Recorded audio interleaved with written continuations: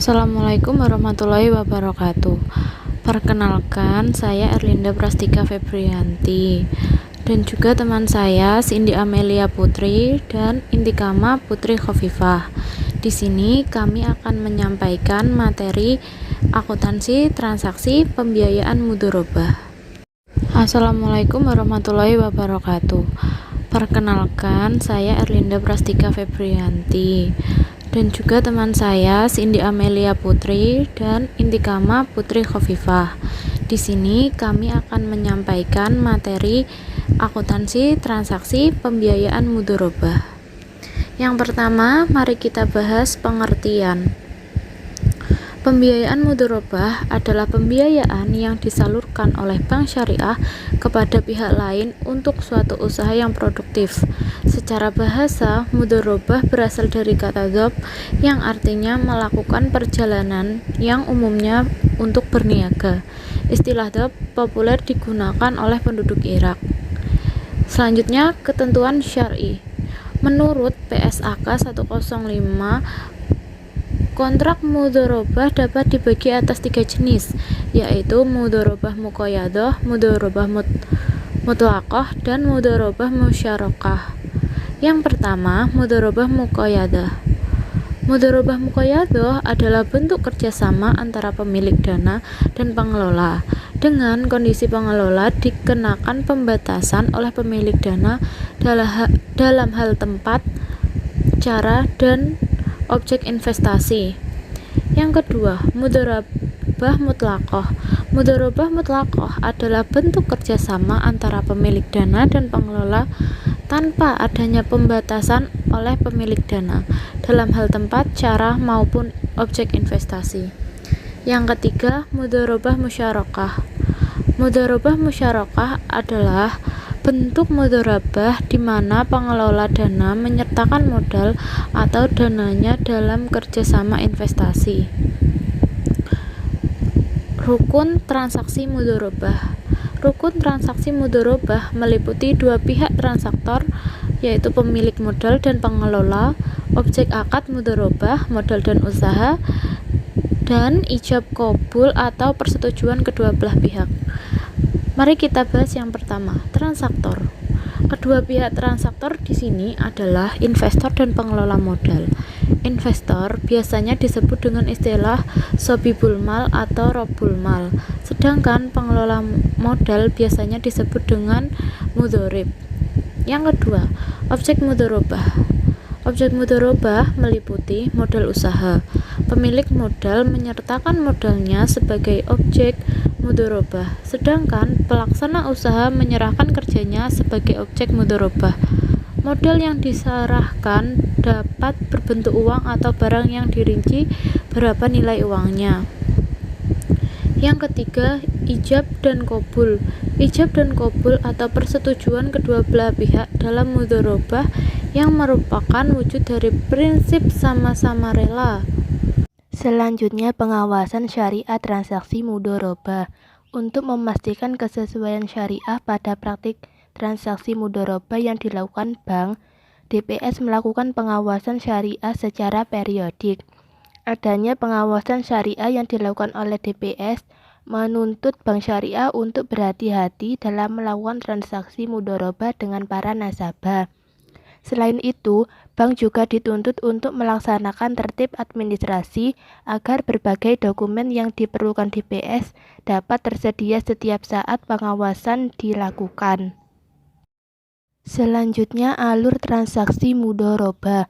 Pertama, dimulai dari pengajuan permohonan pembiayaan oleh nasabah dengan mengisi formulir permohonan pembiayaan. Formulir tersebut diserahkan kepada bank syariah beserta dokumen pendukung. Pihak bank selanjutnya melakukan evaluasi kelayakan pembiayaan mudharabah yang diajukan nasabah dengan menggunakan analisis 5C. Karakter, kapasiti, kapital, komitmen, dan kolateral. Kedua, bank mengontribusikan modalnya dan nasabah mulai mengelola usaha yang disepakati berdasarkan kesepakatan dan kemampuan terbaiknya. Ketiga, hasil usaha dievaluasi pada waktu yang ditentukan berdasarkan kesepakatan. Keuntungan yang diperoleh akan dibagi antara bank sebagai sohibul mal dengan nasabah sebagai mudorib sesuai dengan porsi yang telah disepakati. Keempat, bank dan nasabah menerima porsi bagi hasil masing-masing berdasarkan metode perhitungan yang telah disepakati. Kelima, bank menerima pengembalian modalnya dari nasabah. Jika nasabah telah mengembalikan semua modal milik bank, selanjutnya usaha menjadi milik nasabah sepenuhnya. Cakupan standar akuntansi mudharabah bagi bank syariah. Ketentuan tentang akuntansi mudharabah diatur dalam PSAK 105 tahun 2007 tentang akuntansi mudharabah. Standar ini mengatur pengakuan dan pengakuan transaksi baik dari sisi pemilik dana maupun dari sisi pengelola dana. Beberapa hal yang perlu diperhatikan dalam pengakuan dan pengukuran transaksi adalah mengenai dana mudharabah yang disalurkan. Jenis investasi berupa kas maupun non-kas. Penurunan nilai investasi sebelum usaha dimulai. Dana, penghasilan usaha, kerugian akibat kelalaian atau kesalahan pengelola, hak pihak ketiga atas bagi hasil dana sirkah, penyertaan dana pengelola dalam skema musyarakah, dan pembagian hasil pada mudharabah musyarakah.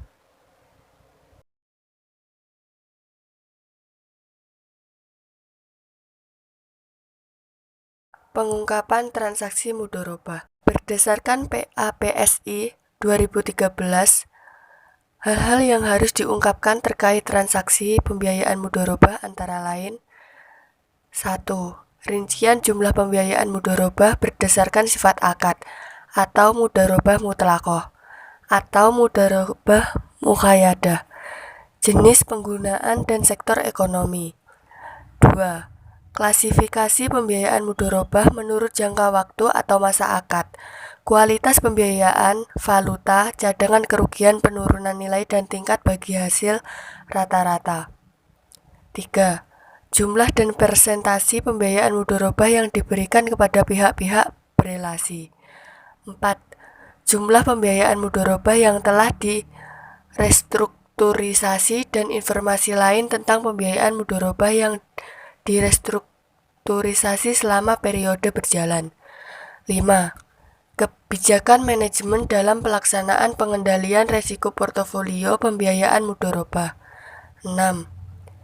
Besarnya pembiayaan mudharabah, bermasalah dan cadangan kerugian, penurunan nilai untuk setiap sektor ekonomi. 7. Kebijakan dan metode yang dipergunakan dalam penanganan mudharabah bermasalah. 8. Ikhtisar pembiayaan mudharabah yang dihapus, buku yang menunjukkan saldo awal. Penghapusan selama tahun berjalan, penerimaan atas pembiayaan mudharabah yang telah dihapus bukukan dan pembiayaan mudharabah yang telah dihapus tagih, dan saldo akhir pembiayaan mudharabah yang dihapus buku.